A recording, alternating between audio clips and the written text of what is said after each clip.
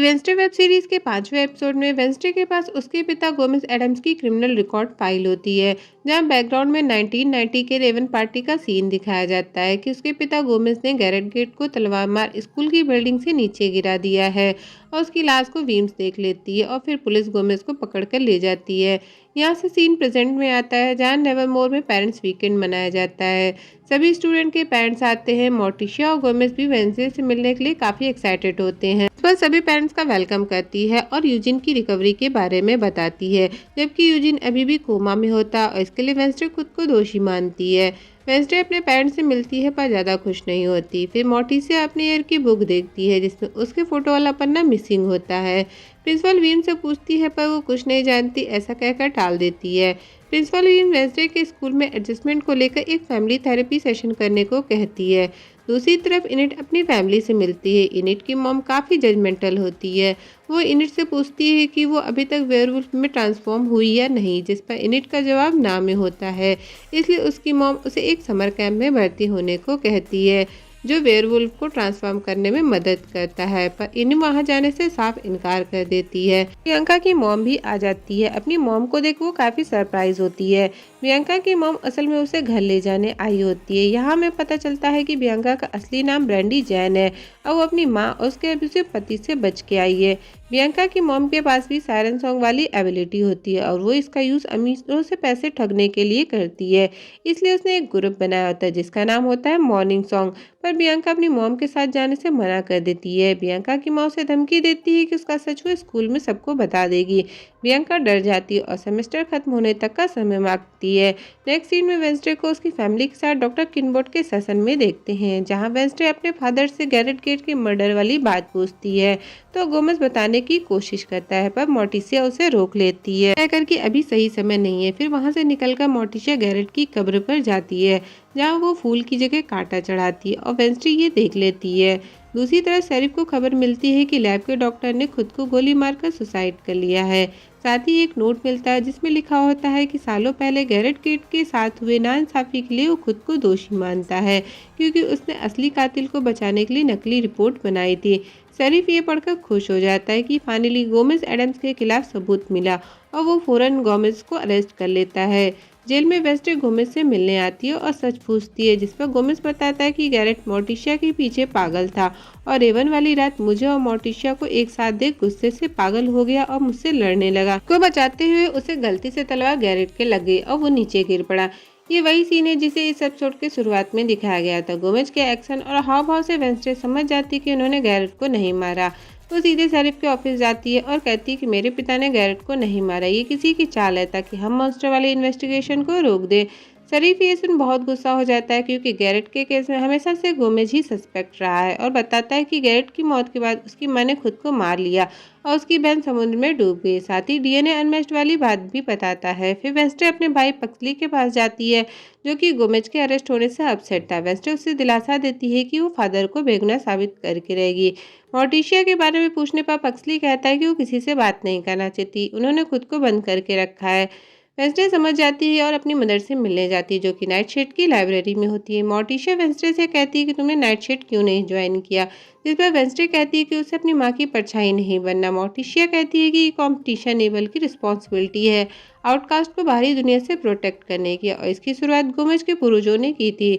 जिस पर वेंसडे कहती है कि उसे पता है कि वो पूर्वज गुडी एडम्स थी। बाद मोर्टिशिया वेंसडे से आने का कारण पूछती है तो वेंसडे कहती है कि उसे मालूम है कि गैरेट गेट का खून फादर ने नहीं बल्कि आपने किया है। फ्लैशबैक में फिर से 1990 के रेवन पार्टी वाला सीन दिखाया जाता है, जहां मोर्टिशिया बताती कि जब वो ऊपर आई तो गैरेट और गोमेज में भयंकर लड़ाई चल रही थी। गैरेट गुस्से से आग बुबूला हो रहा था, उसके मुंह से सफ़ेद झाग निकल रहा था।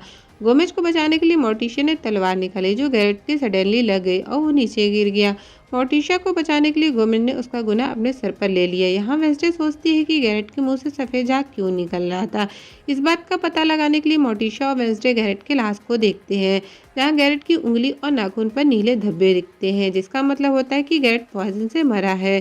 तभी उसे विजन आता है, जहाँ गैरेट के पिता गैरेट को जहर की शीशी देते हैं, ऑर्डर देते हैं कि इसे पार्टी के ड्रिंक्स में मिला दे, जिससे सारे आउटकास्ट मारे जाए। पर गोमेज के साथ हाथापाई में पॉइजन वाली शीशी गैरेट के जेब में ही फूट जाती है, इसलिए उसकी मौत हो गई थी। ये सच्चाई जान के वेंस्टे और मोर्टिशिया मेयर के पास जाते हैं और कहती है कि उन्हें जब इस बारे में पता था तो एक्शन क्यों नहीं लिया। तो मेयर कहता है कि गैरेट के पिता आउटकास्ट को पसंद नहीं करते थे। ऑटोप्सी रिपोर्ट में सब सच आ गया था, पर क्योंकि मेयर खुद उस वक्त शेरिफ थे इसलिए उन्होंने ये बात दबा दी ताकि जेरिको में शांति बनी रहे। टिशा कहती है कि वो एक शर्त पर चुप रहेगी, अगर गोमेज जेल से बाहर आ जाए। मेयर के पास और कोई रास्ता नहीं होता इसलिए उससे बात माननी पड़ती है। गोमेज जेल से बाहर आ जाता है तब मोर्टिशिया वेंस्टे से उसके साइकिक विजन के बारे में पूछती है, जिस पर वेंस्टे कहती है कि नेवरमोर आने से कुछ दिन पहले से आ रहे, इन पर मेरा खुद का कंट्रोल नहीं रहता। मोर्टिशिया कहती है कि हमारे विजन इस बात पर डिपेंड करते हैं कि हम कैसे इंसान हैं। चूंकि वेंस्टे दुनिया को डार्कर नजरों से देखती है इसलिए उसके विजन पावरफुल और नेगेटिव है। इट मीन्स वो रेवन है। जब कोई सदियों पुराना वंशज पास से हमें कांटेक्ट करता है तो वही हमें इन्हें कंट्रोल करना सिखाता है। इस पर वेंस्टे को गुडी की याद आ जाती है और समझ जाती है कि गुडी ही उसकी मदद कर सकती है। मोर्टिशिया जाते हुए अपने ईयर की एक बुक देती है ताकि वेंस्टे खुद को नेवरमोर की हिस्ट्री से कनेक्ट कर सके। वेंस्टे बुक की पिक्चर को देख शॉक्ड हो जाती है और सीधे प्रिंसिपल वीम्स के पास जाती है। वो 1990 के टैलेंट शो की पिक्चर दिखाती है जिसमें वीम्स ने जूनियर गार्लैंड का रूप लिया था, यानी कि प्रिंसिपल वीम्स एक शेप शिफ्टर हैं और अब तक वो ही रोवन बन के घूम रही। ये सब सुन वीम्स कहती है कि तुम्हारी बातों पर कोई यकीन नहीं करेगा क्योंकि इस पूरे प्लानिंग में रोवन की फैमिली खुद शामिल है। रोवन अपने टेलीकाइनेटिक्स पावर को कंट्रोल नहीं कर पा रहा था और इसीलिए उसने 2 बार तुम्हें मारने की कोशिश की, इसलिए रोवन की फैमिली उसका सच बाहर नहीं लाना चाहती है। वेंस्टे वीम्स को बुरा भला कहती है जिस पर वीम्स कहती है कि उन्होंने जो किया नेवरमोर की रेपुटेशन को बचाने के लिए किया। तभी दोनों को बाहर से शोरगुल की आवाज़ सुनाई देती है जिसे चेक करने बाहर आते हैं, जहाँ किसी ने आग से लिखा होता है फायर विल रेन।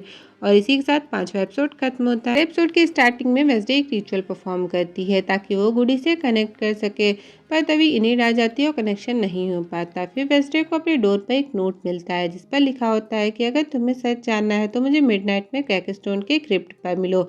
वेंस्डे के साथ इनिड भी जाती है जहाँ जेवियर और बाकी लोगों ने वेंस्डे का बर्थडे सेलिब्रेशन का प्लान बनाया होता है, पर वेंस्डे इस सरप्राइज को देख ज़्यादा खुश नहीं होती। वहीं उसे क्रैकस्टोन के स्टैचू के नीचे लेटर में कुछ लिखा मिलता है। वो इसको ट्रांसलेट करती है जिसका मतलब था fire will rain when I rise. Statue को छूने से फिर से विजन आता है जिसमें गुडी आती है और एक मेंशन का गेट दिखाते हुए कहती है कि अगर क्रैकस्टोन को रोकना है तो इस मेंशन को ढूंढकर इसका राज जानना होगा। अगले सीन में वेंस्डे को उसी गेट की तस्वीर बनाते हुए देखते हैं। साथ ही इनिट बर्थडे सरप्राइज के लिए माफ़ी मांगती है और हैंडमेड एक स्कार्फ देती है। वेंस्डे टायलर से उस गेट की पिक दिखाकर उसके बारे में पूछती है जिस पर टायलर कहता है कि उसे इसके बारे में कुछ नहीं पता। साथ ही डेट के लिए पूछता है पर वेंस्डे मना कर देती है। वेंस्डे क्रैकस्टोन के कनेक्शन वाली बात शरीफ को भी बताती है पर वो नहीं मानता। इस सीन में मेयर प्रिंसिपल वीम्स से कहता है कि उसने लूकस को अंडरग्राउंड कर दिया है क्योंकि वीम्स का मानना था कि शायद स्कूल कैंपस में आग से लिखी बात लूकस की शैतानी का कारनामा था। साथ ही मेयर जंगल में होने वाले इंसिडेंट पर बात करता है जिस पर वीम्स कहती है कि इन घटनाओं में नेवरमोर का हाथ नहीं है। फिर मेयर गेट की फैमिली की छानबीन करता है जहां वो गेट फैमिली की बेटी लॉरल गेट का डेथ सर्टिफिकेट मंगाता है और अपनी असिस्टेंट से पूछता है कि उसने गेट मेंशन में लाइट जलने वाली बात शरीफ तक पहुंचाई या नहीं। वहीं लूकस ऐसे पनिशमेंट स्कूल में काम करता है जहां बियांका उसके हाथ में मॉर्निंग सॉन्ग ब्रेसलेट देखती है जो कि लूकस को एक ऐप के थ्रू मिला था। बियांका उसे ऐप के बारे में वार्न करती है और इस तरह दोनों में बातचीत होती है। लूकस बियांका को कॉफी पे चलने को कहता है। दूसरी तरफ वेंस्डे यूजिन से मिलने हॉस्पिटल आती है और उससे माफ़ी मांगती है। साथ ही गुडी की भी बात करती है कि गुडी ने उससे कहा था कि उसे हमेशा अकेला ही रहना पड़ेगा। तभी डॉक्टर किनबोर्ड फ्लावर्स लेके यूजिन से मिलने आती हैं। वेंस्डे उनके आने का कारण पूछती है जिस पर डॉक्टर किनबोर्ड कहती है कि वो यूजिन की मदर्स की काउंसलिंग कर रही हैं। साथ ही वेंस्डे की गुडी वाली बात सुन कहती है कि शायद उसे नहीं पता पर तुम बहुत अच्छी दोस्त बन सकती हो, तुम्हें अकेले नहीं रहना पड़ेगा। पर वेंस्डे बिना कुछ कहे वहाँ से चली जाती है। फिर वेंस्डे वही पीछे जेवियर को दिखाती है जो बताता है कि ये दरवाजा गेट मेंशन का है। वही वेंस्डे जेवियर के द्वारा बनाई अपनी पेंटिंग देखती है जिसमें वो चलो बजा रही होती है। ये पेंटिंग जेवियर ने वेंस्डे को बुलाने के लिए बनाई थी। उधर बियांका लूकस एक कैफे में मिलती है जहाँ दोनों अपनी लाइफ की प्रॉब्लम एक दूसरे से शेयर करते हैं। अगले सीन में वेंस्डे गेट मेंशन छानबीन करने आती है पर तभी मेयर आ जाता है जिसे देख वो छुप जाती है।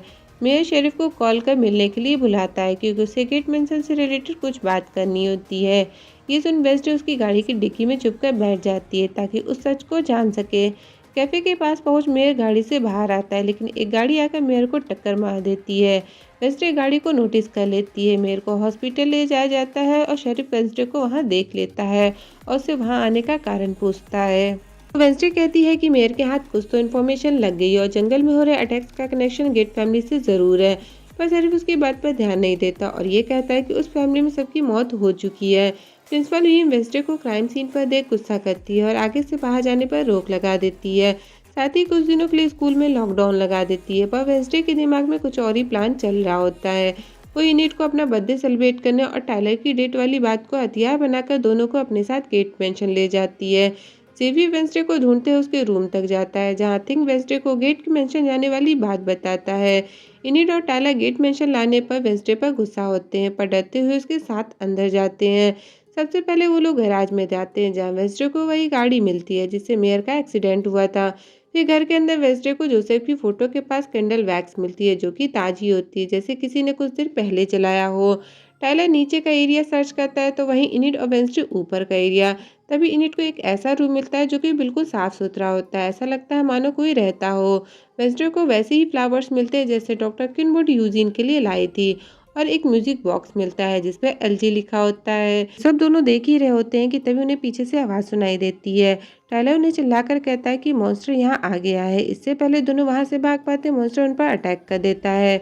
दोनों अपनी जान बचाते हुए एक लिफ्ट में छुप जाते हैं, जो कि नीचे गिरते हुए बेसमेंट में रुकता है। यहाँ का नज़ारा देख वेंसडे सरप्राइज हो जाती है कि मॉन्स्टर ने अपने विक्टिम्स के बॉडी पार्ट यहाँ छुपा कर रखे हैं। वेंसडे समझ जाती है ये काम पक्का लॉरेल गेट्स का होगा। मॉन्स्टर बेसमेंट रूम में भी आ जाता है, जहाँ से दोनों किसी तरह भागते हुए बाहर आ जाते हैं। बाहर आकर देखते हैं तो टाइलर जख्मी होता है। तभी वहाँ जेवियर भी आ जाता है, जिसे देख वेंसडे का शक अब और भी ज़्यादा पक्का हो जाता है। अगले सीन में वेंसडे को टाइलर के घर देखते हैं, जहाँ वो उसकी मरहम पट्टी करती है। इसी वक्त शेरिफ आ जाते हैं और सब कुछ जानने के बाद बाकी की जान खतरे में डालने पर वेंसडे को डांटते हैं। वेंसडे शेरिफ को बॉडी पार्ट्स वाली जगह पर ले जाती है, पर वहाँ सब खाली होता है, कुछ नहीं मिलता। फिर शेरिफ सभी को नेवरमोर वापस ले आते हैं और वेंसडे को टाइलर से दूर रहने को कहते हैं। प्रिंसिपल भी फिर गुस्सा करती है तो वेंसडे उसे रोवन की पिक्चर दिखाती है और कहती है कि अगर सच का पता नहीं लगाया तो जोसेफ नेवरमोर स्कूल को बर्बाद कर देगा, जबकि रोवन की मां के अनुसार बर्बादी का कारण वो खुद है। पर वेंसडे को लगता है कि वो स्कूल को बचा रही है। ये सुन विम्स वार्निंग देकर छोड़ देती है। अपने रूम में आने पर वेंसडे देखती है कि इनिट अपना सामान पैक कर दूसरे रूम में शिफ्ट होने जा रही है, क्योंकि इनिट मॉन्स्टर के अटैक से डर गई थी। वो वेंसडे से कहती है कि वो ऐसे इंसान के साथ नहीं रहना चाहती जो अपने अलावा किसी की नहीं सोचता। इनिट के जाने के बाद वेंसडे काफ़ी दुखी होती है और गुडी की अकेले रहने वाली बात को याद करती है। फिर वेंसडे उस म्यूजिक बॉक्स को निकालती है जिसमें उसकी कई पिक्चर होती हैं, जैसे कि कोई उस पर नज़र रखे हो। वेंसडे डिसाइड करती है कि वो मॉन्स्टर का पता लगा के रहेगी। दूसरी तरफ हॉस्पिटल में कोई मेयर को मार डालता है और यहीं से छठा एपिसोड खत्म होता है।